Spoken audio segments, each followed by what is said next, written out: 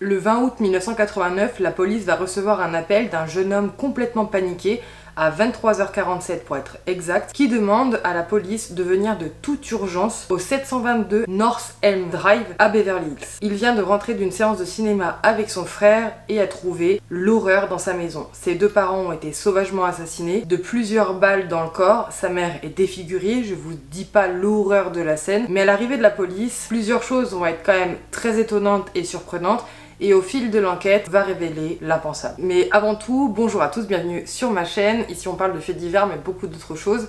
J'essaie de varier un peu les concepts bien évidemment. Aujourd'hui on va s'attaquer à une histoire que vous connaissez sûrement. Netflix va en faire sa nouvelle saison de Monster sur Netflix. Je connaissais l'histoire depuis un petit moment, j'avais évidemment envie de la traiter parce que c'est une histoire que je trouve juste incroyable et qui me touche particulièrement honnêtement, et du coup j'ai trouvé l'occasion de la faire maintenant, puisque avant que Netflix lance sa série, je me suis dit ça peut être intéressant de revenir dessus ensemble et surtout de pouvoir voir un peu certains points de vue, parce que les films et séries comme Netflix a tendance à prendre un parti, c'est rarement neutre, donc voilà, comme ça on verra je sais pas du tout dans quelle optique ils vont faire cette série. S'ils vont la faire je vais pas vous spoiler maintenant, on en reparlera à la limite à la fin. N'hésitez pas avant toute chose à vous abonner à ma chaîne, ça me fait extrêmement plaisir, ça m'aide à la faire grandir, mais surtout ça me montre que ça vous plaît ce que je fais, mes petites recherches, mes petites vidéos et mon montage tout éclaté au sol, mais quand même. Et n'hésitez pas à interagir, à commenter et à liker cette vidéo. N'hésitez pas également à faire un tour sur ma boutique, ça me ferait extrêmement plaisir que vous alliez faire un tour. Donnez-moi vos retours, juste ça, ce serait déjà super.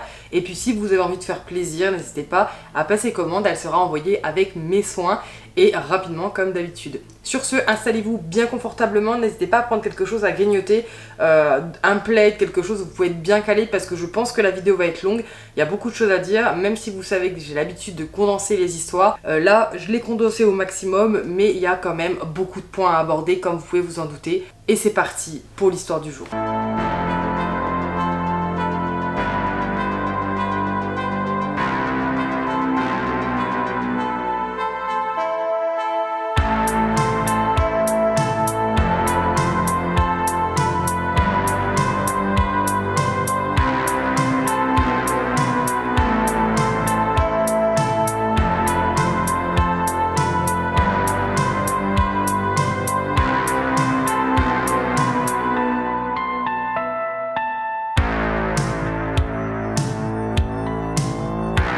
Revenons brièvement au soir du 20 août 1989 où Lyle et Eric Menendez, deux frères d'une famille assez connue dans la région, sont partis au cinéma la soirée et en revenant ont trouvé l'horreur chez eux. La porte était déverrouillée et ouverte et en entrant chez eux, ils ont retrouvé leurs parents horriblement assassinés dans le salon. La scène de crime est insoutenable et horrible, il y a du sang littéralement partout, au sol, au mur, sur les meubles. C'est vraiment un carnage, donc la scène est juste insoutenable. Les jeunes garçons évidemment, comme vous pouvez vous en douter, paniquent et finissent par appeler la police à 23h47 pour leur demander d'envoyer quelqu'un rapidement, puisque ils ne savent pas si les gens sont encore là, les personnes qui ont fait cet acte horrible, mais également parce que leurs parents sont tout simplement décédés. Hello, this is the police department. I'm sorry, kill my parents. Were they shot? Yes. They were shot? Yes. What happened? Who is the person that was shot? My mom and my dad. Your mom and dad?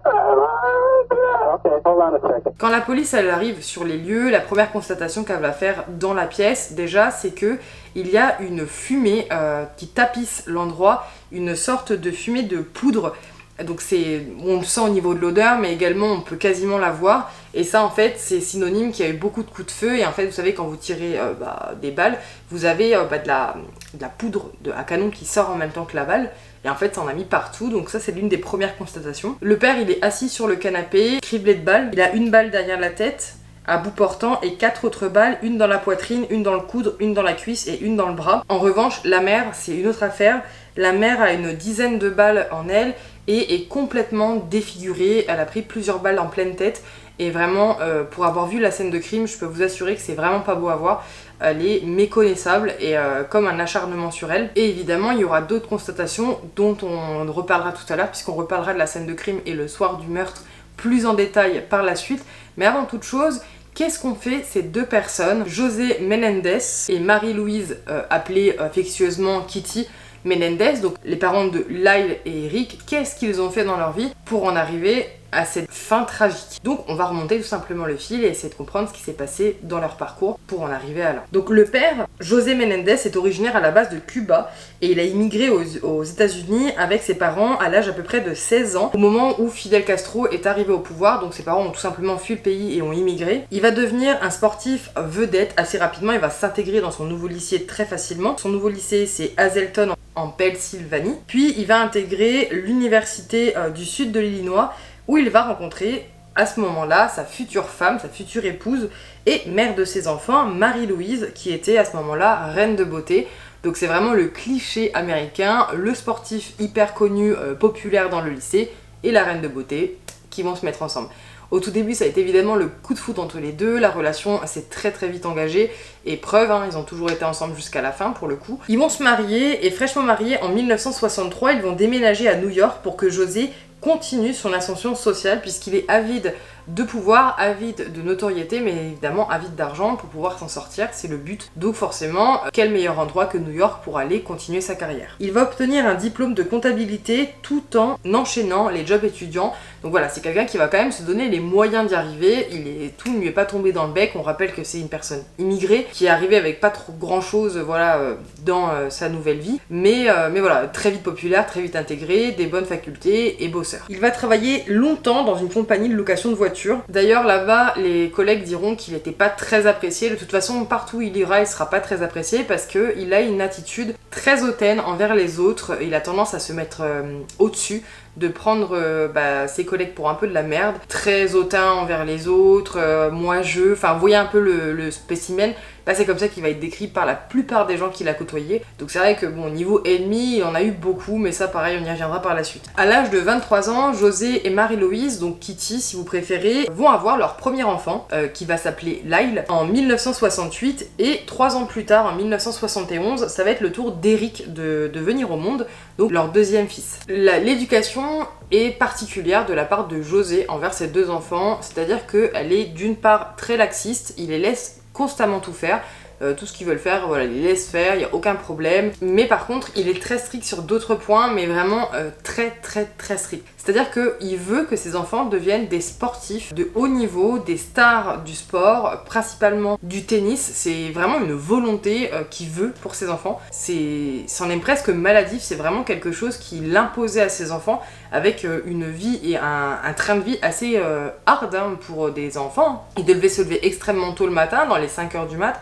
pour aller faire leur entraînement, et vraiment il n'y avait pas une fois où ils avaient le droit de le rater, même s'ils étaient malades, ou pire, il y a un exemple que je vous citerai après qui est quand même assez hard, mais voilà, il était très très dur à ce niveau-là. Les enfants n'avaient pas le droit d'avoir d'amis aussi, donc il fallait pas que des gens viennent chez eux dormir, ou qu'ils aillent dormir chez des amis, ils pouvaient pas en avoir à l'école, parce que pour lui en fait les amis étaient une perte de temps, et quand vous vous concentriez sur des amis ou une amitié, eh bien c'est autant de temps perdu que de le mettre ailleurs. Si vous étiez en train de vous faire des amis, le temps que vous mettiez à vous faire des amis, vous pouvez pas le mettre dans les entraînements de sport ou dans les études, peu importe. Donc pour lui c'était non. Ils n'avaient pas le droit d'avoir d'amis. Du côté de la mère, c'est pas forcément mieux, c'est-à-dire que Marie-Louise était très distante avec ses enfants, voire quasiment aucune émotion. Il n'y avait aucun signe d'affection, elle leur disait jamais des mots doux, il n'y avait pas de câlin, il n'y avait pas de tendresse. Après ça, bon voilà, il y a des parents qui sont comme ça et pour autant tout se passe très bien. Mais c'était même au-delà de ça, parce que plusieurs fois elle a fait des réflexions à ses enfants comme quoi presque elle les regrettait. Enfin c'était vraiment très dur, le climat familial n'était pas forcément très propice. Et en tout cas, c'était pas une famille très aimante. Après, encore une fois, c'est pas pour autant que les enfants ne peuvent pas s'en sortir, mais voilà, à peu près dans le climat où Eric et Lyle ont grandi. Et surtout, dès qu'ils faisaient des bêtises, comme des enfants de leur âge, on a tous fait des conneries quand on était petits, plus ou moins grosses d'ailleurs, et ben la mère avait tendance à devenir plutôt violente, en les attrapant violemment par le bras, en leur mettant des gifles. Bon après voilà, encore une fois c'est pas la même période que nous. Aujourd'hui mettre une claque à son enfant c'est presque aussi on vous emmène pas en prison, mais à l'époque bon, les gens étaient peut-être un peu plus violents, mais voilà, ça devenait un peu violent quand ils faisaient un peu de conneries. Et c'est sans surprise que malheureusement en grandissant dans cet environnement, les 2 garçons ont développé le comportement de leur père et de leur mère. C'est-à-dire qu'ils sont devenus bien irrespectueux, hautains, ils se prenaient pas pour de la merde, ils se croyaient au-dessus des autres, Il y a beaucoup des amis quand même, parce qu'ils ont quand même fini par avoir des amis, vous imaginez bien à l'école, qui ont témoigné après et qui expliquaient que voilà, il y avait des fois où ils allaient au restaurant, au cinéma ou des choses comme ça, et qu'ils traitaient littéralement les serveurs comme de la merde, ils leur parlaient super mal, on avait l'impression que tout leur était dû, et bon bah c'est un peu le père qui a déteint sur ses enfants à ce niveau-là, mais ils avaient un comportement de riches qui se prenaient pas pour de la merde. Au niveau de la violence, je vous parlais de Marie-Louise et la violence qu'elle avait envers ses enfants, mais José, je vous disais tout à l'heure qu'il était pas mieux et surtout il était très ancré dans le fait que ses enfants devaient devenir des stars du tennis. C'était vraiment quelque chose d'hallucinant.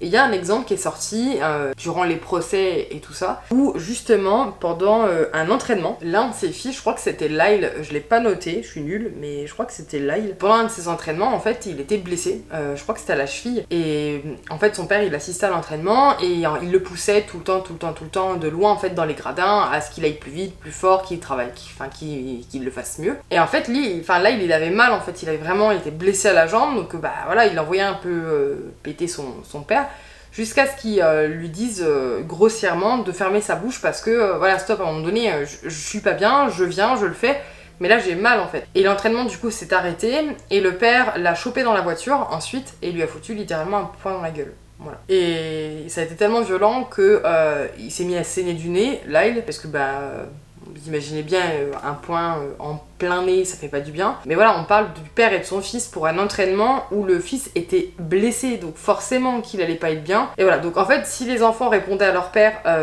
de façon comme ça, la conséquence, elle était là. C'était forcément de la violence, des punitions assez hardcore et voilà, surtout de la violence physique. Au niveau de sa carrière, José, c'est quand même, malgré le fait qu'il soit pas très aimé, c'est quelqu'un de charismatique et surtout de très ambitieux. Donc, il va grimper rapidement les échelons dans son travail et va devenir même le patron du label de musique RCA, donc un label qui a lancé pas mal de carrières et qui a représenté beaucoup de groupes connus. Faut estimer à ce moment-là de sa vie, quand il est devenu justement le patron de ce label, on estime qu'il gagnait à peu près 1,5 million de dollars par an. C'est énorme, hein, on va pas se mentir, il y a beaucoup qui rêveraient d'avoir ces chiffres-là, hein. Il était, voilà, pour vous dire à quel point ils étaient extrêmement bien financièrement, ils avaient beaucoup de moyens. Ils vont acheter justement la maison du 122 North Elms Drive à Beverly Hills juste après, donc une énorme maison qui est d'ailleurs actuellement en vente, hein, je l'ai vue en vente sur internet. Je sais plus à combien elle était, on peut la visiter un petit peu via les photos. Donc c'est assez bizarre de voir le parallèle entre les photos d'annonce et les photos de scènes de crime. Mais du coup elle a été très connue puisque cette affaire est médiatisée à mort avec le procès, donc elle est en vente, voilà, si vous avez les moyens vous pouvez l'acheter. Et du coup ils ont acheté cette énorme maison, donc voilà, avec piscine, voilà, très américain, les très grandes maisons, vous avez 14 chambres à l'intérieur, enfin vous voyez le genre, 17 salles de bain, enfin beaucoup trop grand pour une famille de 4 personnes, hein. Mais bon. Rapidement, comme dans beaucoup de couples à l'époque et même encore aujourd'hui, le succès, l'argent, ça monte à la tête et José, ça ne l'a pas épargné. Ça va lui monter très rapidement à la tête, non pas par l'attitude, puisqu'il était déjà avant ça très hautain et se croyait supérieur à tout le monde, mais par contre dans son couple ça va évidemment poser problème. José va commencer tout simplement à tromper Marie-Louise assez régulièrement et d'ailleurs il va avoir deux maîtresses principales, il va avoir Megan à Los Angeles et Charlotte à New York. Donc deux maîtresses qu'il voit très régulièrement quand il est en déplacement professionnel. Marie-Louise était au courant par ses relations, elle était évidemment dévastée, sous antidépresseurs quasiment tout le temps, puisque elle, son monde c'était José, je dirais pas ses enfants, puisqu'elle les regrettait la plupart du temps. Elle est tombée rapidement dans l'alcoolisme, donc elle buvait beaucoup d'alcool à la maison. Alors anxiolytique et alcool, ça fait pas bon ménage, on le sait tous. Elle était arrivée tellement dans un degré d'obsession par rapport au fait que José la trompait, qu'elle a fait suivre les maîtresses de José par un détective privé, juste pour voilà, savoir où elle était, ce qu'elle faisait. Vraiment, c'était devenu une obsession. Et ça la rongeait tellement qu'elle disait souvent qu'elle voulait mourir et que le jour où elle ferait ça, elle emmènerait toute sa famille avec elle. Et elle avait même précisé comment elle ferait. Elle avait dit qu'elle le ferait tout simplement par empoisonnement. Donc elle empoisonnerait la nourriture ou les boissons de la maison quand elle l'aurait décidé.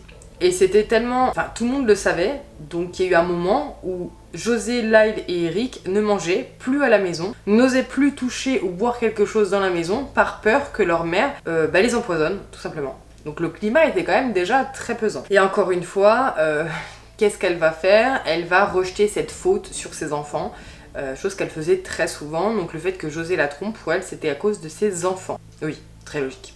Elle avait dit à sa sœur à un moment que si ses enfants n'étaient pas là, José ne l'aurait jamais trompée et que du coup c'est à cause d'eux qu'elle regrettait le fait d'avoir des enfants et que ça a été en gros la pire erreur de sa vie de mettre au monde 2 garçons. Voilà. C'est cool de la part d'une mère d'entendre ça. Donc voilà à peu près pour le train de la famille, un peu l'ambiance familiale et où ils en sont au niveau financier, niveau social dans leur vie. Au moment des faits, Eric est âgé de 18 ans, c'est une star du tennis et il allait entrer à l'université. Et à ce moment-là, malgré le fait qu'il soit riche, qu'il soit populaire à son école, etc., Eric sera arrêté peu de temps avant pour vol avec ses copains dans une maison, arrêté par la police forcément. Alors le but était clairement pas l'argent, hein, on s'entend, étant donné que c'était des familles quand même relativement aisées. Mais des psys, voilà, il y a un psy qui va le prendre en charge à ce moment-là et il dira que c'était clairement un besoin d'attention. Hein. Il cherchait l'attention de sa famille ou d'autres personnes, potentiellement. Et évidemment, comme vous pouvez vous l'imaginer, cette affaire sera étouffée, hein, le père étant très riche, il paiera tout simplement la famille, je crois que c'était à hauteur de 100 000 $, quelque chose comme ça, pour étouffer l'affaire et pas pour que son fils n'aille pas en prison pour des broutilles comme ça. Concernant Lyle, au moment des faits, Lyle a 21 ans. Lui, il est à Princeton, donc dans une université très cotée, pour des personnes aisées et surtout normalement très intelligentes. Mais lui rate son année, voilà, il est pas concentré. Il s'en fout en fait, vous savez, quand vous avez vécu avec beaucoup d'argent, je pense que vous n'avez pas les mêmes valeurs et vous prenez pas autant avec importance quand Enfin, vous n'avez pas cette notion de attention, j'ai la chance d'être ici, je vais faire tout pour que tout se passe bien et surtout que je le fasse bien. Donc il ratait son année, il s'en foutait, il séchait les cours, enfin vous voyez un peu le genre. Maintenant que vous savez tout ça, on va revenir tout simplement au soir du meurtre, enfin des meurtres d'ailleurs, le 20 août 1989. Lyle et Eric sont partis au cinéma et rentrent chez eux dans les alentours de 23h30. La porte est ouverte et en entrant, ils découvrent l'horreur. Ils découvrent dans le salon leur père et leur mère assassinés, voire carrément abattus par plusieurs balles. Une scène atroce, évidemment. À 23h47, ils appellent le 911. La police va être envoyée rapidement au domicile, au 722 North Elm Drive à Beverly Hills, et leur avait demandé aux garçons de sortir de la maison et de les attendre sur le trottoir d'en face, au cas où les personnes qui avaient réalisé ce carnage seraient toujours présentes dans la maison. Au moment où la patrouille arrive sur les lieux du crime, ils aperçoivent 2 garçons courir vers eux, complètement paniqués, vraiment genre complètement effrayés vers leur voiture, donc ils les arrêtent, tout ça, ils les prennent en charge assez rapidement. La police va les faire asseoir sur le trottoir et va les observer, tout en évidemment leur posant des questions, essayer de comprendre ce qui se passe, comment ils ont découvert, où ils étaient. Vous savez, les premiers prémices d'un interrogatoire à chaud, mais voilà, les garçons sont complètement paniqués, ils pleurent, ils crient, enfin c'est compliqué de leur parler. Pendant ce temps-là, il y a une partie de la police qui va rentrer dans la maison et faire les premières constatations. Donc je vous rappelle un peu, la scène de crime elle est horrible. Il y a du sang partout, au sol, au mur, au plafond, c'est vraiment un carnage. La mère est sur le sol complètement défigurée par plusieurs balles et le père est toujours sur le canapé, également atteint par plusieurs balles. Ils constatent la fumée dans la maison et sentent évidemment l'odeur du plomb, donc les odeurs des balles. Pendant ce temps-là, les garçons sont toujours dehors et sont quand même observés et gardés en surveillance par d'autres membres de l'équipe de police. Et plus tard, en fait, les policiers diront que leur attitude, elle était quand même hyper bizarre pendant ce soir-là. Et pareil, quand ils les ont emmenés au poste, c'est-à-dire que quand des policiers les regardaient ou leur parlaient, ils étaient dans un état à la limite du soutenable, ils étaient complètement hystériques, déboussolés, paniqués, ils pleuraient, c'était vraiment beaucoup. Mais par contre, quand les policiers ne les regardaient plus, ou au moins en tout cas avaient l'impression que les policiers ne les regardaient pas, eh bien c'était complètement différent, c'était très calme et ils chuchotaient entre eux, ils parlaient vraiment à voix basse, comme si ils essayaient de comploter un petit peu et leur attitude, voilà, au début, les policiers n'ont pas tenu compte de ça, mais c'est après coup où ils se sont dit c'est vrai que leur attitude était quand même très bizarre, mais voilà, petit point à savoir. Une fois que les constatations sont faites, les policiers vont emmener Lyle et Eric au commissariat pour les auditionner tout de suite. Vers 1h20 du matin, c'est Eric qui va raconter aux enquêteurs le déroulé de la soirée. Il va dire que vers 20h, lui et Lyle sont partis au cinéma pour aller voir le film Batman. Puis, juste après, ils sont rentrés chez eux. Et c'est là qu'ils ont découvert leurs parents assassinés et ont appelé la police. C'est tout ce qu'il racontera de cette soirée. À 1h42, c'est le tour de Lyle de passer aux interrogatoires. Il va raconter la soirée, quasiment pareil, à quelques petits détails près. Il va être beaucoup plus précis dans sa soirée. Il va raconter que lui, effectivement, et son frère sont partis au cinéma, qu'à la base ils ne devaient pas voir le film Batman mais un autre, mais que voilà, il n'y avait plus de billets et ils se sont retrouvés à voir Batman, un film qu'ils ont déjà vu. Vers 22h15, ils voulaient aller dans un Cheesecake Factory avec un ami avant de rentrer, mais le problème c'est qu'ils avaient, ils avaient pas leurs affaires, donc ils devaient rentrer récupérer leurs affaires à la maison. Et c'est à ce moment-là d'ailleurs que ils vont rentrer et trouver leurs parents assassinés. Mais à la base, ils devaient repartir. Ils n'étaient pas pour rentrer chez eux après le film, ils étaient censés repartir. Au niveau de la scène de crime, un test de poudre va être effectué sur les mains en fait des deux parents. Les tests de poudre, vous savez, c'est quand vous tirez avec une arme à feu, vous avez des résidus de poudre qui vont se placer sur vous, vos vêtements, etc. Et en fait, quand on fait ce test-là, s'il réagit positivement, c'est que vous êtes le tireur. En gros, c'est à peu près ça. Donc, ils vont faire les tests sur les parents, au cas où, pour éloigner l'idée d'un meurtre-suicide où le père ou la mère aurait tué le père et se serait suicidé après. Bon, l'idée était quand même très farfelue, étant donné le nombre de balles que les deux se sont pris. J'ai du mal à voir la mère tuer le père et se mettre 5 balles dans la tête.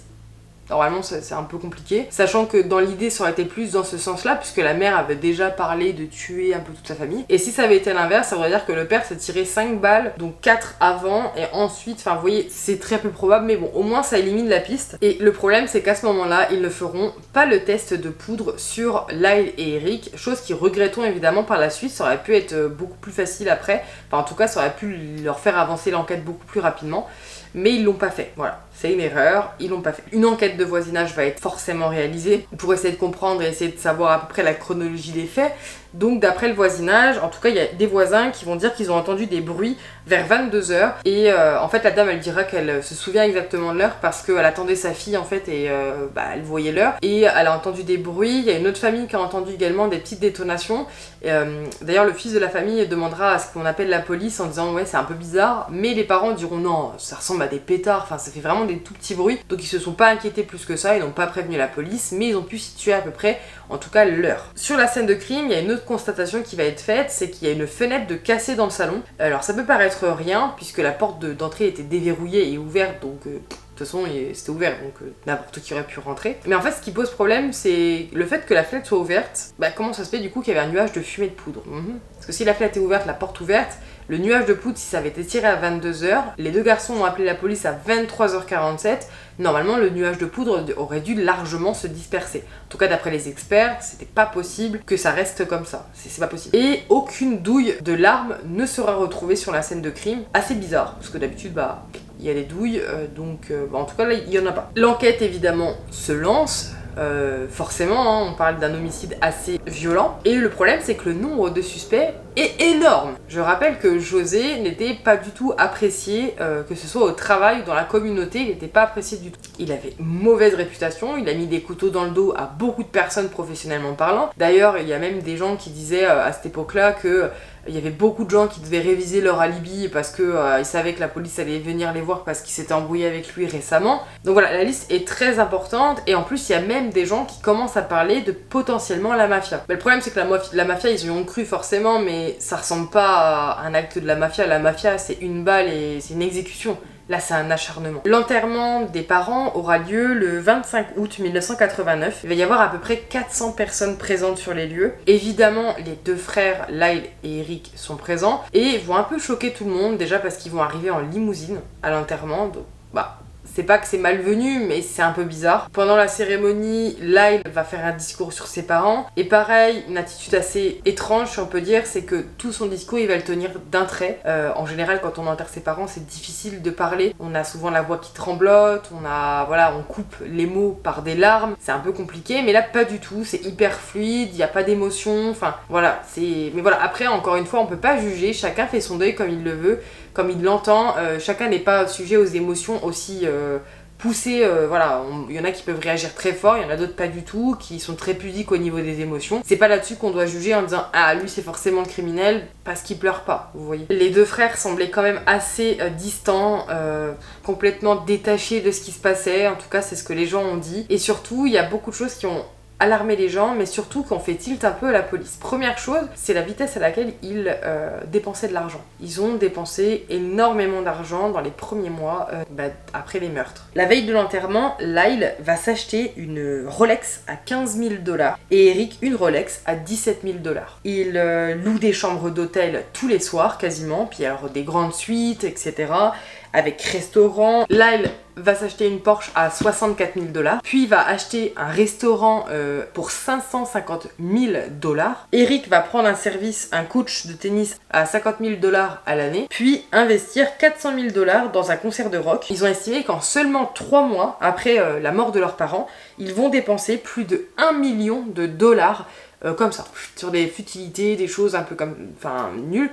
Et ils diront, c'est quand même bizarre de dilapider un peu l'héritage aussi rapidement. En général, on fait pas ça, donc tout de suite ça a commencé un peu à tilter la police forcément. Mais c'était pas vraiment leur héritage qu'ils dépensaient. En fait, ils se servaient de la carte bleue du père qui était encore actif. En fait, ils ont pris la carte bleue du père, puisque les héritages ça va aussi vite à se débloquer, vous imaginez bien, et ils s'en sont servis pour payer tout ça. La carte bleue. Et en fait, il va y avoir un dîner d'organiser avec la sœur de José et les enfants, et c'est à ce moment-là que les enfants vont apprendre qu'ils héritent de la fortune de leur père. Ça paraît logique, hein. Les enfants, nous en France en plus, on peut pas déshériter des enfants, mais au moment où leur sœur leur explique ça, ils semblent hyper surpris. D'ailleurs, ils vont découvrir en même temps la valeur de l'héritage, une valeur qui monte à 14 millions de $, donc voilà, c'est vraiment des gens très aisés. Donc c'est pour ça, en fait, ils ont compris à ce moment-là qu'ils allaient toucher. Et en fait, ils les ont expliqué plus tard, puis bon, il y avait des choses que pour eux, ils ne toucheraient pas l'héritage puisque leur père leur avait dit qu'il les déshériterait. Voilà. Donc, en fait, quand les parents sont morts, ils se sont servis de la carte pour dépenser un maximum parce qu'ils savaient que de toute façon, ils hériteraient de rien, donc ils voulaient dépenser de l'argent. C'est ce qu'ils ont dit par la suite. Donc, c'était pas pour claquer l'héritage, c'était pour prendre un peu d'argent d'avance, on va dire, avant qu'ils aient plus rien, puisque l'héritage, à la base, ils n'étaient pas censés le toucher. Et du coup, en fait, ici. Donc ils sont hyper surpris. Et du coup, la sœur de Josette témoignera plus tard en disant que vraiment, parce qu'on pourrait dire oui, il le savait, hein, qu'il serait pas déshérité, quand on sait la suite des événements, on se dit bon. Mais elle dira que non, vraiment, ce soir-là, quand elle a appris au fils qu'ils héritaient de cette somme, ils étaient vraiment surpris. En tout cas, ça semblait hyper sincère comme réaction. Et là, c'est une partie qui m'a un peu énervée. C'est trop bizarre. Enfin, après, c'est là qu'on voit un peu les comportements familiaux, etc. Quand il y a de l'argent en jeu, c'est incroyable. Le lendemain des funérailles, il y a un cousin de José qui va trouver le testament de José dans un tiroir de la salle de bain de la maison familiale des Melendez. Et dans ce testament, évidemment, il lègue toute sa fortune à ses fils, mais le cousin, il trouve ça bizarre. Et là, vous allez dire, mais qu'est-ce qu'il fout chez eux, le cousin? Qu'est-ce qu'il fait aller fouiller dans les affaires? Parce qu'il a retrouvé dans le meuble de la salle de bain. C'est-à-dire qu'il a fouillé toute la baraque. Pourquoi? Pour chercher quoi? Parce qu'il voulait toucher sa croûte en fait, clairement. Mais c'est pas fini. Donc vu que ça lui plaît pas de voir que sur le testament c'est les fils qui héritent de tout, et il va continuer à chercher partout dans la maison. Et il va finir par fouiller l'ordinateur de José Menendez. Sur l'ordinateur, il va trouver un document qui s'appelle Testament, mais ce document est bloqué. En fait, on peut pas l'ouvrir, c'est impossible d'ouvrir le fichier, il doit être protégé. Et du coup, il va faire appel à un technicien. Bah ouais. Très investi le monsieur. Rapidement en fait les frères vont être avertis, Lyle principalement va être averti de ce qui se passe chez eux parce qu'ils étaient plus à leur maison, ils étaient partis. Donc Lyle va revenir en urgence à la maison et va appeler de son côté également un technicien. Quand le technicien va regarder, il va se rendre compte déjà que le fichier il est très petit. Vous voyez, vous pouvez lire la taille du fichier, il trouve qu'il est un peu petit pour un testament. Ils vont pas réussir à ouvrir le fichier, mais par précaution, Lyle va demander au technicien de supprimer le fichier et tous les fichiers du PC. Parce qu'en fait, il avait peur que son cousin ait déjà réussi à rentrer dedans avec un technicien et les modifier. Parce que c'est un fichier ordinateur, potentiellement, alors si c'est une lecture seule peut-être, mais sinon modifiable. Et en fait, vu que le cousin est passé par un technicien, il peut très bien l'avoir modifié en fait. Et faire croire que c'était le vrai testament en léguant tout au cousin, vous voyez ce que je veux dire? Donc là, il a par précaution, a dit non, vous supprimez tout. Donc beaucoup ont dit par la suite, oui, non, en fait le vrai testament était sur PC, puis il avait déshérité ses enfants, et du coup là, il avait tout supprimé pour pas qu'on sache que leur père les avait déshérités. Vous voyez un peu le truc. Sans surprise, les soupçons de la police envers les deux frères Menendez continuent de grandir. Mais ils n'ont pas forcément de preuves. Mais par contre, à contrario, les deux frères, eux, ne vont vraiment pas bien. Même s'ils dépensent de l'argent, etc., ils vont pas bien. Ils avaient des crampes au ventre, ils étaient rongés par le stress, ils ne dormaient quasiment plus. Eric n'arrivait même plus à dormir tout seul. Il y a des amis qui raconteront qu'il demandait à des amis de dormir chez eux ou qui viennent chez lui et qui dorment dans la même pièce, quitte à ce que lui dorme au sol, parce qu'ils ne pouvaient plus dormir tout seuls, ils ont perdu beaucoup de poids. Vraiment, on sentait qu'il y avait quand même quelque chose qui allait pas. L'enquête se poursuit, les suspects y diminuent, et la thèse de la mafia est très peu probable. Encore une fois, je vous avais un peu expliqué pourquoi. Donc ça s'écarte. Donc sûrement, doucement, les frères deviennent les suspects principaux dans cette enquête, avec comme mobile l'argent. Il y a un héritage colossal derrière, et des petites magouilles un peu avec le testament. Donc voilà, le mobile est très clair et facile à voir. Le problème, c'est qu'ils ont clairement aucune preuve. La police n'a pas matière à travailler, il n'y a pas de preuves, pas de témoins. Donc à moins d'un miracle, l'enquête va être au point mort pendant longtemps. Et le miracle, il va arriver. Enfin, miracle. Le 31 octobre 1989, Eric, il va se rendre à sa séance de psy avec le docteur Jérôme Oziel. C'est le psy qui le suit depuis qu'il avait été arrêté pour vol. Le docteur témoignera d'ailleurs par la suite qu'à ce moment-là, Eric, il avait beaucoup changé. Il avait perdu beaucoup de poids, qu'il n'était pas lui-même, qu'il semblait anxieux, vraiment pas bien. Et pendant la séance, Eric va finir par avouer à son psy que lui et son frère ont tué leurs parents. Que c'est eux, en fait, qui ont assassiné leurs parents au domicile. Et va raconter au psy le déroulé de la soirée. Il explique qu'en fait, il a eu l'idée parce que peu de temps avant, il avait vu une émission où l'enfant avait tué ses parents et c'est un peu germé comme ça. Et ça s'est fait un peu comme ça en fait. Vraiment, l'idée a germé tout doucement dans l'esprit. Voilà. Une fois qu'ils ont imaginé ça, ils ont commencé à imaginer qu'est-ce que serait leur vie sans leur père. Et ça leur a beaucoup plu. Plus de pression pour le sport, les notes, les amis, enfin peu importe. Et il dira à son psy que sa mère c'était un peu comme un dommage collatéral parce que déjà elle les aurait dénoncés et surtout, en fait, de toute façon, sa mère n'était rien sans son père, et puis son père l'a trompée, enfin de toute façon, valait mieux qu'elle parte en même temps que le père. Voilà. En gros, c'était ça. Une fois que la séance allait passer, puis qu'il a tout avoué, il sort de la séance, Eric, et puis il finit par appeler Lyle en lui disant j'ai tout avoué au psy. Lyle arrive en urgence, hein, évidemment, et surtout là, il était furieux. À ce moment-là, le psy, il avait peur pour sa vie, comme vous pouvez l'imaginer, parce qu'en fait, c'était la seule personne du coup qui était au courant de ça. Et il avait peur de devenir un témoin gênant en fait, et qu'il se fasse un peu parce qu'il savait la vérité. Plusieurs fois, le psy va revoir Lyle et Eric pour discuter de ça avec Lyle, où ils vont parler des meurtres, le déroulé de la soirée, le déroulé des faits, pour essayer de vider leur sac. Ils se sont dit que ça pourrait être pas plus mal parce que les deux n'allaient pas bien, hein, donc autant vider leur sac. Mais cette fois-ci, le psy va prendre soin de tout enregistrer sur des cassettes, leurs aveux, tout ce qu'ils racontent, comme une police d'assurance en fait, au cas où il lui arrive quelque chose, au moins il aura une trace de ce qui s'est passé. Et en fait, ce qui va tout faire basculer, c'est une erreur, si on peut dire, du docteur Oziel. Et c'est une erreur parce que là, niveau éthique, c'est vraiment pas pro. Et bien parce qu'en fait, il va tout raconter à sa maîtresse, Judalon Smith, tout. Il va raconter à sa maîtresse que Lyle et Eric ont tué leurs parents et que le meurtre Menendez, en fait, c'est eux qui l'ont causé. Et donc là, il n'y a plus de secret professionnel, donc évidemment, le niveau éthique, c'est très mauvais. Enfin, normalement, ça devrait même pas être passé comme des aveux, ça. Enfin, ça devrait même pas être tenu en compte, mais bon. Et en fait, le 6 mars 1990, donc la maîtresse du docteur Oziel, Judalon, va se rendre à la police et va affirmer détenir des informations capitales pour cette affaire. Donc, elle va tout raconter à la police. La police va aller perquisitionner le bureau du docteur Oziel et saisir 17 cassettes où les deux frères vont confesser leur meurtre à l'intérieur. Donc en fait, tout part de là. Si le docteur Oziel n'avait pas dit à sa maîtresse les confessions durant ces séances avec ces deux jeunes garçons, je pense pas que la police les aurait arrêtés. Ils avaient zéro preuve. Le 8 mars, donc 2 jours après, le 8 mars 1990, Lyle se gare devant chez lui quand la police va intervenir et l'arrêter à son domicile. En parallèle, Eric, lui, il est pas là, il est à Tel Aviv pour un tournoi de tennis et va apprendre l'arrestation de son frère. Il sera pas arrêté à Tel Aviv, forcément, et il va pas fuir, il va rentrer 3 jours après et aller se rendre de lui-même à la police. Voilà, il va pas essayer de fuir le pays, de se cacher, fuir au Mexique, peu importe. Il va rentrer de son tournoi et puis aller à la police en disant vous avez arrêté mon frère,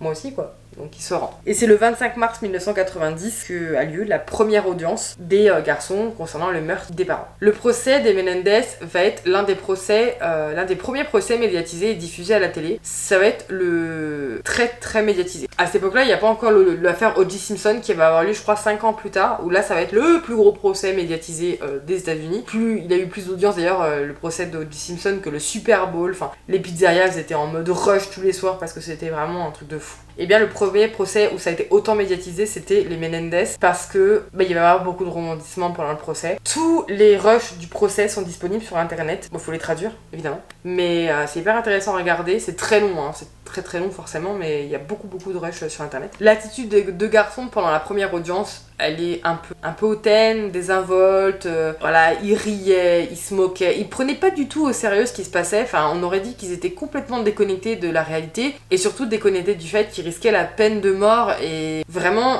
ils avaient tellement hérité de l'attitude hautaine de leur père que en fait c'était devenu presque une habitude en fait d'être comme ça, mais à leur audience c'était pas très bien vu. Et à leur première audience, ils vont finir par plaider non coupable. Alors on pourrait dire c'est quand même fou de dire ça, mais le truc c'est qu'à ce moment-là il y avait un débat éthique, encore une fois.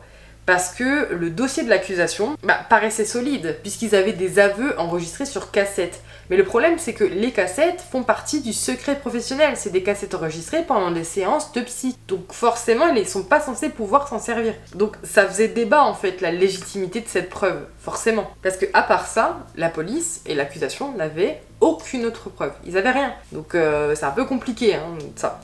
Et pour eux, le mobile, c'était assez simple. L'argent et l'emprise. C'est-à-dire que leur père avait tellement d'emprise sur eux au niveau de leur scolarité, de leur vie, etc., qu'ils voulaient s'en débarrasser pour récupérer l'argent et se débarrasser du père gênant. Le problème, c'est que les avocats de la défense, les avocats des 2 frères, refusent de croire que les 2 frères ont tué leurs 2 parents uniquement pour l'argent et se débarrasser du père. Pour eux, c'est pas possible pour une raison, c'est que au-delà du fait qu'ils aient tué leurs parents, chose qu'on peut voir dans beaucoup d'affaires, c'est l'acharnement. En fait, on aurait dit, à cause de la scène de crime, qu'ils seraient rentrés dans la pièce, auraient fermé les yeux et auraient tiré un peu au hasard pour que la mère se prenne autant de balles, que le père aussi. Enfin, vous voyez, ça fait vraiment genre comme un trop plein d'émotions. Enfin, il y avait quelque chose qui collait pas. Et surtout, en général, les enfants qui tuent leurs parents, ça cache des choses beaucoup plus profondes. Quand on creuse durant l'enquête, on se rend compte que soit il y a de la maltraitance, soit il y a des abus. Enfin, il y a beaucoup de choses, c'est rarement juste parce que ton père il est un peu sévère. C'est rarement pour ça. Donc, les avocats vont commencer à questionner en profondeur Lyle et Eric pour essayer de comprendre ce qui s'est passé, pourquoi ils sont passés à l'acte, quel est leur mobile, parce que eux non plus pour les défendre c'est un peu compliqué, et parce que eux-mêmes ne croient pas à ce qui se passe. Enfin, vous voyez. Donc Eric va commencer à décrire sa vie, son enfance. Et il va décrire sa vie comme un service militaire. Il va dire qu'en fait, toute son enfance, c'était vraiment comme s'il était au service militaire. Il dira même d'ailleurs que la prison, donc là parce qu'ils sont retenus en prison le temps du procès évidemment, la prison est plus agréable que sa vie avant. C'est moins strict. Il a le temps de dormir. Il a pas de pression. Enfin, c'est presque s'il préfère pas la prison que de revivre comme il vivait avant. Mais le truc c'est qu'il était encore tellement sous l'emprise de son père et la peur de son père encore en prison qu'il n'arrivait pas à dormir dedans et il disait qu'il entendait encore la voix de son père qui lui criait dessus. Vous voyez à quel point l'emprise était forte, donc il dormait plus, il se réveillait en sursaut, trempé de sueur et en crise d'angoisse dans la prison. Donc il y avait des témoins, il dit pas ça en mode j'invente des trucs, il y avait des témoins. En prison, il va encore perdre 15 kilos le temps du procès, 15 kilos. Et encore une fois, c'est un signe de gros problème, un gros mal-être. Il y a un truc qui va pas et les avocats le savent. Le 20 juillet 1993, 3 ans et 11 mois après les meurtres, le procès s'ouvre. Le but du procès, c'est à ce moment-là, c'est pas de savoir si oui ou non ils ont commis les meurtres, puisqu'on le sait, mais pourquoi ? Parce que forcément, ça va jouer sur la sentence. Pour l'accusation, c'est l'argent.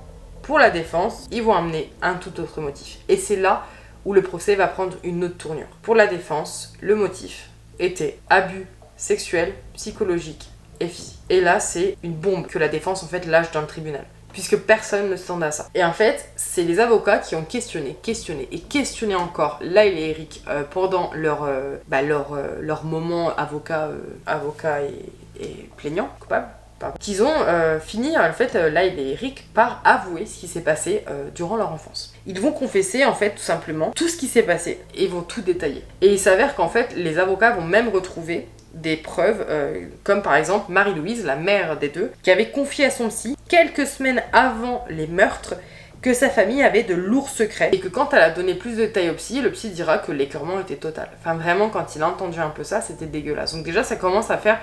il commence à y avoir des trucs un peu bizarres. Évidemment, l'accusation, on va dire que c'est clairement un prétexte, c'est pas vrai. Enfin, ils inventent des choses pour minimiser leur acte, mais le truc c'est qu'en fait pas du tout, dans le sens où il va y avoir beaucoup de témoins qui vont s'enchaîner et beaucoup de choses. Les procès vont être très durs puisque les 2 vont témoigner de leur vie. Eric d'ailleurs va raconter que toute son enfance il a été violé par son père. C'est lui qui va être plus attaqué d'ailleurs que Lyle, va être quasiment tout le temps. Et d'ailleurs Lyle va se faire évidemment abuser par son père également. Son père va s'acharner beaucoup plus sur Eric parce que c'est le plus jeune, je pense. Mais le truc, c'est que le truc le plus horrible, c'est que Lyle va finir par violer Eric, son frère, en reproduisant les comportements du père. Donc va abuser également de son frère. Il va témoigner en fait Lyle en disant que il regrette en fait, mais que il sait pas trop pourquoi il faisait ça, mais ça lui arrivait que des fois il emmenait son frère dans la forêt, un peu quand il voulait, puis il passait à l'acte. Eric a pas eu une enfance très facile. When this was going on, did you tell your brother? Did you do something to your brother? Yes. What did you do to your brother?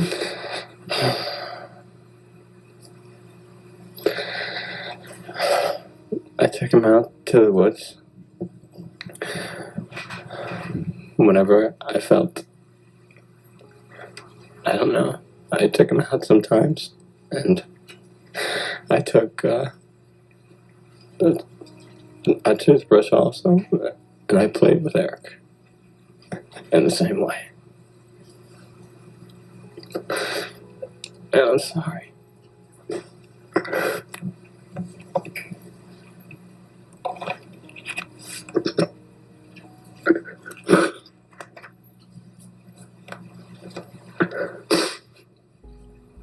En fait, ça a commencé quand Eric avait à peu près 6 ans. Après les entraînements de tennis, son père a commencé à lui faire des massages. Les massages avaient pour but à la base de relaxer les muscles du garçon qui avait fait un effort au niveau du sport. Rapidement, les massages vont devenir sexuels et bien plus. Il va prendre des douches avec Eric, son père. José faisait littéralement tout ce qu'il voulait à ses fils. Et évidemment, plus les années vont passer et plus les choses vont devenir de plus en plus hardcore. Il va se servir de la violence sexuelle pour punir les garçons dès qu'ils feront une bêtise ou par l'entraînement ou qu'ils s'entraîneront mal, ça va être des violences sexuelles. Des aiguilles, des cordes à nœuds, enfin beaucoup de choses durant ces abus. We would have these talks, and he would show me, and he would fondle me, and he would ask me to do the same with him, and I would touch him, and we would undress. Where would this And it take was- place? In my bedroom. And how often would this happen?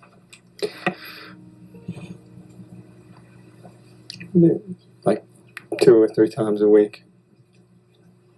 And for how long did this happen? Not too long. It began to change. When did it begin to change? I'm not sure exactly at what time, but almost close to when I was 7. And how did it change? Just became more involved. What do you mean more involved?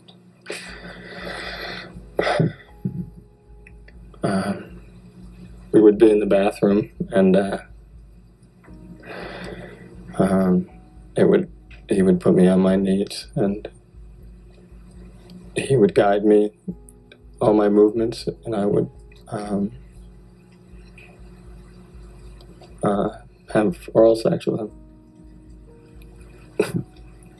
Did you want to do this?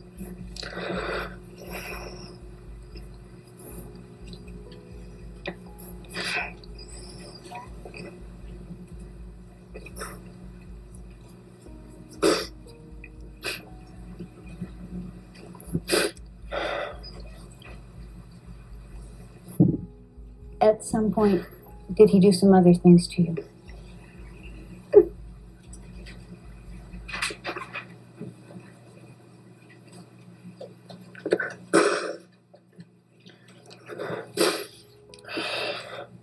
Yes.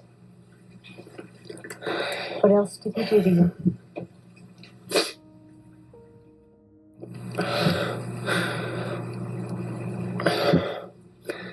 He used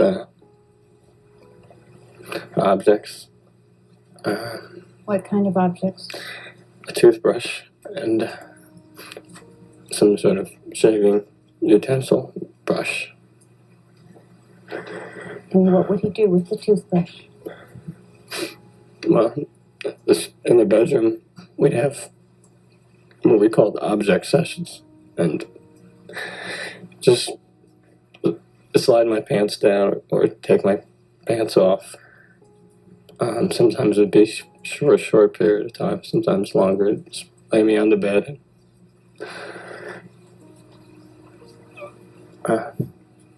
He'd have a tube of Vaseline, and he just played with me.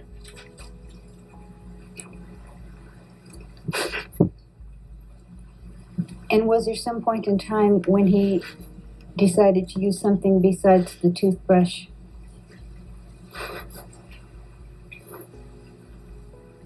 Yes. And did he try to anally penetrate you with something else? He did. And what was it? He raped me. Did you cry? Yes. Did you bleed? Yes. Were you scared? Very. Did you ask him not to? Yes. How did you ask him not to? I just told him, I don't.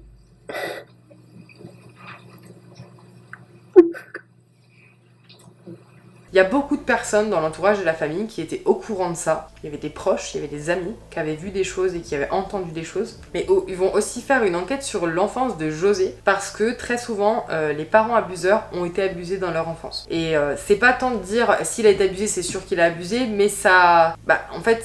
forcément, ça va être un élément qui va encore appuyer la thèse de l'abus. Et d'après l'enquête, il s'avère que effectivement, José Menendez, dans son enfance, a été abusé par sa mère. C'est la sœur de José qui va venir témoigner à la cour en disant que José a été abusé par sa mère vers ses 5 ans. Pour ce qui est des garçons, leur mère, Marie-Louise, était au courant de ce qui se passait. Déjà parce qu'on sait, parce qu'elle l'a dit à son psy, qu'il y avait des choses horribles qui se passaient dans sa famille. Mais les garçons le diront, elle était clairement au courant. Il y a plusieurs fois où les garçons lui ont demandé de l'aide en fait, et elle a jamais rien fait. Elle a laissé faire José, et avait conscience de ce que vivaient les garçons sous son propre toit, mais elle s'en foutait. Ses enfants, elle les aimait pas plus que ça, donc elle en avait absolument rien à faire. Mais à ce moment-là, la première question, c'est pourquoi ils n'ont rien dit. Pourquoi là, ça sort que maintenant en fait. Alors ça, c'est une question qu'on posera toujours à des victimes d'abus. Pourquoi vous avez rien dit? Des gens qui se réveillent, vous savez, 10, 15, 20 ans après, puis qui disent oui, j'ai été abusé par cette personne. Faut savoir que des gens qui ont vécu des abus, c'est très difficile à dire. Enfin, c'est difficile de l'avouer parce que... Puis d'autant plus pour des garçons à cette époque-là, parce que avouer qu'on était abusé, c'est déjà très compliqué, mais avouer qu'en tant que garçon qu'on a été abusé, c'est encore plus compliqué, et avouer que c'est nos parents qui nous abusent, mais vous imaginez même pas. Ils sont dans une classe sociale très élevée, riche, populaire, ils se la pètent, etc. Aller avouer ça, mais ça détruisait leur image, c'était pas possible. Puis de toute façon, quel intérêt? Personne les aurait cru. Il y a beaucoup de témoins qui vont s'enchaîner à la barre pour témoigner en cours, pour attester justement des dires des frères concernant les abus. Déjà, il y a le frère de Marie-Louise, donc le frère de la mère des garçons, Brian, qui va témoigner de la violence physique qu'il a été témoin durant l'enfance des garçons. Il a remarqué le changement de personnalité d'Eric vers ses 5 ans, justement. Justement, c'est le moment où les abus ont commencé, 5-6 ans. Donc il a remarqué que le garçon a complètement changé de visage à ce moment-là. Il y a aussi le cousin des garçons, Andrew, qui va venir à la barre et dira que quand ils étaient petits, à environ 10 ans, Eric et lui jouaient en fait comme des enfants, et Eric lui avait demandé si son père le touchait aussi. En fait, il a demandé tout simplement à son cousin si son père le touchait à des endroits et si c'était normal. En fait, à cet âge-là, tu sais pas si c'est normal ou pas, et du coup, en jouant, il voulait savoir si c'était logique, si c'était normal ce que son père faisait. Donc si son cousin lui disait oui mon père il fait ça, ok c'est normal. Et son cousin lui a dit non pas du tout. Et du coup à ce moment là Eric lui a fait promettre de ne rien dire concernant ce qu'il venait de lui dire. Bon parce que à 10 ans t'as pas envie que les choses se sachent, et surtout son père avait dû lui dire qu'il fallait le dire à personne, bien évidemment, c'est un jardin secret. Il y a une autre cousine aussi qui va venir témoigner et va dire que Lyle lui avait confessé aussi quand ils étaient jeunes que leur père leur touchait les parties intimes, et sa cousine dira même qu'à cette époque-là elle avait été voir Marie-Louise pour lui raconter ce que Lyle lui avait dit en lui disant voilà c'est grave, ton fils il vient de me dire ça quand même, et non, Marie-Louise elle avait dit non il invente, c'est pas vrai. La prochaine question qui arrive dans le procès c'est ok, bon ils ont été victimes d'abus. Ils ont tué leurs parents, d'accord. Mais pourquoi? Et pourquoi ils les ont tués? Pourquoi ils sont pas simplement partis? Ils étaient majeurs, Pourquoi ils sont pas simplement partis, couper les ponts, et voilà, enfin, il y a beaucoup de gens qui feraient ça. Pourquoi les tuer maintenant? Eh bien, ça va être expliqué. Les garçons vont expliquer que 5 jours avant les meurtres, Eric va aller avouer à Lyle que son père l'abuse toujours. Sauf que Lyle, à ce moment-là, pensait que c'était terminé depuis longtemps. Ils étaient adultes, ils pensaient pas que ça continuait. Le 15 août, Lyle va aller chez ses parents pour essayer de trouver son père et le confronter à ça. Et surtout, lui ordonner d'arrêter ce qu'il fait avec son frère. Mais il était pas là, il était en déplacement professionnel. Le 16 août, il va aller voir sa mère et en parler. Il va lui dire que ça suffit, que maintenant il embarque son frère avec lui. Puisque lui, il ne vit plus en fait au domicile, puisqu'il est à l'université plus loin en Pennsylvanie. Et il a dit c'est terminé, papa n'aura plus d'emprise sur Eric, je l'emmène. Sa mère s'en fout, lui demande juste de dégager. Tu dégages de la maison. C'est le 17 août que José va rentrer de voyage d'affaires. Et du coup, Lyle va y retourner pour le confronter. Évidemment bien stressé de confronter son père qui est très violent. Il va lui dire qu'il est au courant de tout ce qu'il fait encore avec Eric, et que lui et son frère, ça suffit, ils vont partir. Et qu'il doit arrêter en fait de faire ça, ça suffit. Et son père va lui répondre, je cite, « Je fais ce que je veux avec mon fils, ce n'est pas tes affaires. » Évidemment choqué, Lyle dira que à ce moment-là, il a répondu à son père qu'il allait tout raconter à leur famille, leurs amis et évidemment à la police. Et à ce moment-là, son père aura une réaction hyper étrange, il restera silencieux. Il va s'asseoir et il va juste lui dire: ne gâche pas ta vie, reste en dehors de ça, mais de façon très calme. Et là, il a absolument pas l'habitude de ce genre de réponse puisque son père a tendance à être très violent. Donc le fait qu'il reste très calme, c'est encore plus inquiétant. Et c'est à ce moment-là que Lyle s'est dit que son père allait les tuer. En fait, il s'est dit que... il l'a vu dans les yeux de son père. Il a vu dans les yeux de son père que là, s'il faisait rien, son père allait les tuer pour éviter qu'il salisse son honneur, son image. Parce que si Lyle racontait à la police tout ça, forcément, lui, il était fini. Donc à ce moment-là, Lyle s'est dit... Je pense que là, c'est chaud. Juste après cette scène-là, donc ces paroles, le père s'est levé et a été chopé Eric, l'a battu et l'a violé. À la base, évidemment, ils expliqueront qu'ils voulaient tout simplement partir tous les deux, refaire leur vie, etc. Mais ils avaient une peur bleue que même en partant à l'autre bout du pays, son père les retrouve et les fasse tuer pour éviter que tôt ou tard, ils finissent par avouer ce qui s'est passé dans leur enfance. Ils avaient trop peur que le père veuille se débarrasser d'eux par peur que son image soit altérée. Donc le lendemain, ils vont partir à San Diego et acheter une arme à feu, un fusil de chasse Mossberg. Et de base, ils l'ont acheté, ils diront pas pour tuer mais pour se protéger. Parce qu'ils avaient, encore une fois, peur que son père envoie quelqu'un ou vienne de lui-même les tuer. Le soir du meurtre, les deux frères voulaient sortir de la maison, mais leur mère leur en a empêché. Et à ce moment-là, le père est arrivé, a regardé Eric et a dit: va dans ta chambre et attends-moi. On sait tout ce que ça veut dire. À cet instant, ils ont pris peur. Non pas parce qu'ils avaient peur, ils n'avaient pas envie forcément qu'Eric se fasse encore une fois abuser, mais là, ils se sont dit: ça y est, c'est le moment, il va nous tuer. En fait, la façon dont il l'a dit, ils se sont dit: c'est le moment, il va nous tuer. Donc discrètement, ils sont sortis de la maison, récupéré l'arme qu'ils avaient achetée, sont rentrés dans la maison. Et c'est exactement comme le scénario qu'on avait un peu imaginé. Ils sont rentrés et ils ont tiré partout là où ils étaient les parents. Vraiment, comme ça. Ils ont tiré à l'aveugle. Une fois que tous ces témoignages sont passés, ces récits sont passés, évidemment, à ce moment-là du procès, on se demande si l'histoire, elle est inventée de toutes pièces pour servir un peu d'alibi, d'attendrir le jury, enfin les jurés, vous voyez, ça sort un peu de n'importe où, on se dit c'est facile un peu, là il y a personne pour se défendre, ou si c'est réel. Le procès va se terminer le 3 décembre 1993, après 85 jours de procès, sans un témoin, et analyser 405 pièces à conviction. Je vous lis et cite la conclusion du procureur. Si vous croyez l'histoire de l'abus sexuel, cela ne veut pas dire que les accusés ne sont pas coupables de meurtre. C'est deux choses différentes. L'abus sexuel dans cette affaire, que vous le croyez ou non, est désavoué par les accusés comme la raison principale du meurtre de leurs parents. Et c'est notre position à nous de dire que l'abus sexuel est mentionné ici, dans le but de mal faire paraître leurs parents pour que cela ne vous dérange pas qu'ils soient morts. On n'exécute pas les gens parce qu'ils sont de mauvais parents. Il voulait rappeler le juge par cette conclusion que le procès était le procès des deux garçons, Lyle et Eric, et non le procès des parents. Parce que tout le long du procès, on a parlé des abus que les parents ont fait aux enfants, mais très peu du meurtre en lui-même. Donc forcément, le juge a essayé de recentrer un peu. Les deux frères vont être jugés séparément. Pour Eric, les jurys n'ont jamais réussi à s'entendre, et pour Lyle, pareil. Malgré des heures de délibération, ils ne sont pas parvenus à l'unanimité et ça a conduit à l'annulation du procès. Sans verdict, il n'y a plus de procès. Donc forcément, l'annulation conduit à un deuxième procès. Cette fois, par contre, pour le deuxième procès, le juge va décider que la défense ne pourrait pas parler de l'historique de la famille, donc de parler des abus qu'ont subis les deux garçons. Le problème, c'est que la défense était exclusivement basée sur les abus qu'avaient subis les garçons durant leur enfance pour justifier en fait le passage à l'acte. Donc au deuxième procès, le fait qu'il n'ait pas eu le droit de parler de ses abus, forcément ça change la donne. Et donc, le 20 novembre 1995, les jurys ont rendu leur verdict. Ils sont reconnus tous les deux coupables de meurtre au premier degré, c'est-à-dire meurtre avec préméditation, et condamnés tous les deux à la prison à vie. En septembre 1996, Eric et Lyle sont réveillés en pleine nuit, pendant qu'ils dorment en prison. Pas un mot l'un à l'autre, ils sont placés tous les deux dans deux vannes différents, et ils vont être séparés et placés dans deux prisons différentes, sans même qu'ils aient le temps de se dire au revoir. Ils vont être séparés pendant 22 ans, avant de se retrouver en 2018 dans le centre correctionnel Richard J. Donovan, après 22 ans. Qu'est-ce qu'il en est de cette histoire aujourd'hui ? En 2017, l'histoire a inspiré une mini-série dérivée de New York Police Judiciaire. Je sais pas si vous connaissez la série. Il y avait New York Police Judiciaire, la classique. D'ailleurs, je me la suis refaite. Elle est sur Prime Video ou Amazon, je sais plus. Mais je me la suis refaite entièrement. En prison, les deux frères ont refait leur vie, chacun de leur côté. Lyle s'est marié 2 fois et Eric a épousé Tammy Rust Sakoman lors d'un appel téléphonique, mais d'ailleurs ils se reverront pas pendant 10 ans, mais ils ont réussi un peu à faire leur vie, voilà, à se marier, à avoir des copines. Parce que c'est très connu, il y a beaucoup de gens qui envoient des lettres à des prisonniers, etc. Puis bon, leur affaire a quand même touché beaucoup de gens parce que c'est très controversé quand même comme affaire. Et en fait, plus tard, il y a une lettre qui va ressortir durant les années, une lettre que Eric avait envoyée à son cousin 8 mois avant les meurtres. Et c'est une lettre en fait où dessus il parle des abus, 8 mois avant les meurtres, où il parle des abus de son père.